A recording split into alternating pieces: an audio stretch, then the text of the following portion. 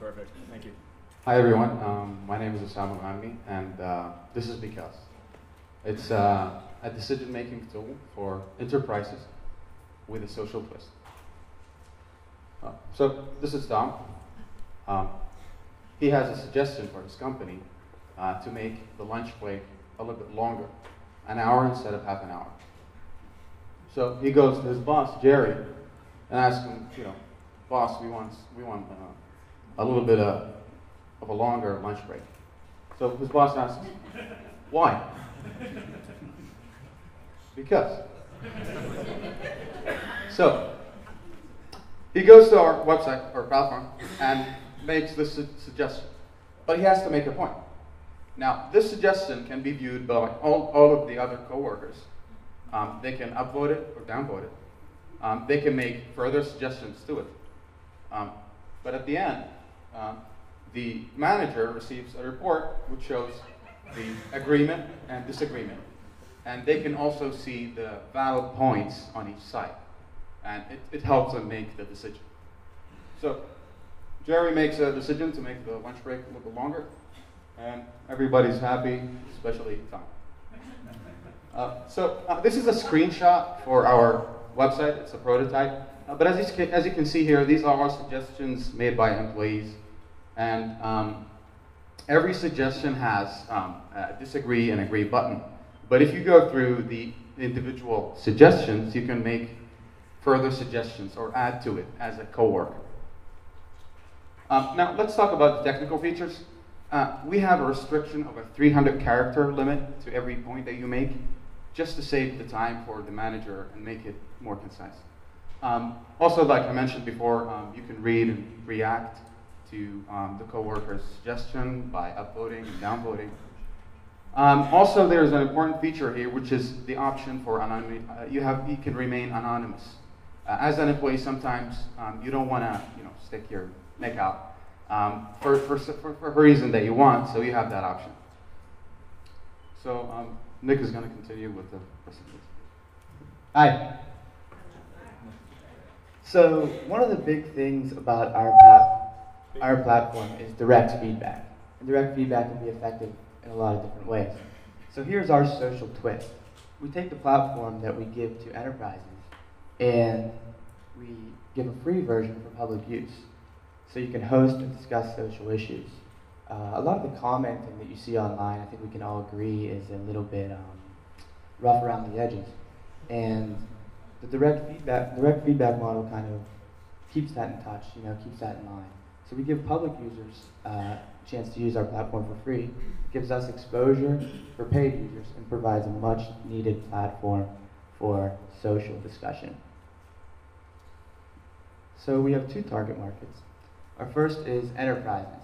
Enterprises, any company that wants to get all their employees involved, wants to be willing to listen to everybody and kind of have a system in place for, people talking about things and making suggestions.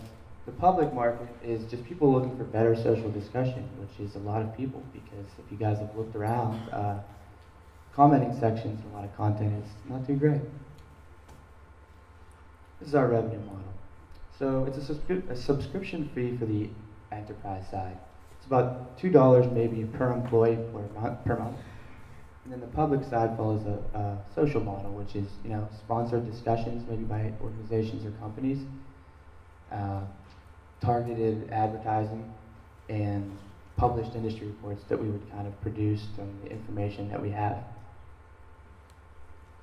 This is a endorsement from a coach that was here, and he was just part of the process, and he said that he liked our product and he thought that there was a lot of applications for it.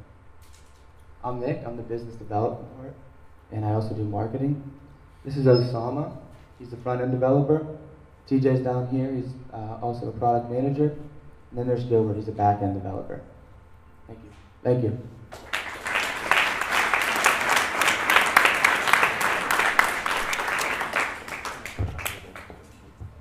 Any questions from the judges? Like another one? Yes. How will you acquire enterprises to sign up, number one? And number two, It seems that one of the premises your model is based on is that, the type of enterprise you're looking for is an enlightened enterprise, which not all enterprises are. So how would you address those two issues? Well, the research that we did with enterprises suggested that they had some concern over people being happy working there anymore. Maybe millennial generations want a more open environment, and they need to get a little bit more transparent with their employees. So we were going to kind of try to access that market. There's a lot of consulting firms that we come across that kind of have that issue come across to them. Companies come to them and say, we need help getting kind of younger, a little more transparent, and communicating with our employees. How are you going to get the enterprises to sign up? You're charging $2 an employee, so how are you going to? Now, just to clarify, the suggestions can be used also by managers. So they can say, hi everyone, what do you think about making, for example, the lunch break an hour? Lunch hours will now be 45 minutes instead of an hour? Yeah, for example, and they can get the feedback that they want. It can be anonymous. So it can be used by both the employees and the managers. So it can be useful to, for example, for a project manager who wants just an idea for in his project. Rich? Audrey? I totally appreciate the problem that you're trying to solve. Having worked in enterprises, though, they've infiltrated a lot of bolt-ons. So Yammer is being used inside, and SharePoint, and people are hacking that. How is this different? The reason we think it's different is that it's a direct feedback model. Also, there's a feature that we didn't talk about, which is a ability to be anonymous, and we would use that for sensitive situations and businesses, not just for confidential information and for sensitive information, but there's just some times that maybe employees want to bring something to light that is they don't want their name behind it for a number of reasons. So that was a feature that we had to differentiate ourselves. And also the direct feedback model is something we didn't really see the way we have it set up. Give it up for the cause.